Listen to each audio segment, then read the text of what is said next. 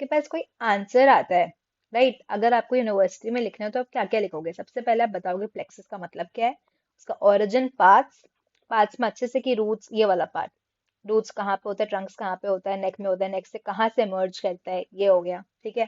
Prefix and post fix भी आप बताओगे, ओके। फिर आप ये वाला ड्रॉ करोगे एंड आप स्पेशल नोट करके मेंशन करोगे कि डिवीजन में ही ब्रांचेस नहीं होते, वरना हर जगह ब्रांचेस होता है। फिर आप कुछ कुछ दो मसल्स के बारे में बता दोगे क्योंकि इनका नर्व्स डायरेक्टली इन्वॉल्व है। आप रूट वैल्यूज बताओगे और आप फिर क्लिनिकल कोरिलेशन बताओगे। चाहे किसी भी पेपर हो, कोई भी पेपर हो, कोई भी सब्जेक्ट हो, because again you are learning everything ताकि आप क्लिनिकली उसे कोरिलेट कर सको, इसीलिए आप क्लिनिकल कोरिलेशन बताओगे, okay. So thank you. I hope you all liked it. I hope it was worth your time. So if you liked it, then please do like, share and subscribe. And अगर आपको कुछ भी doubt हो, you can always ping me in the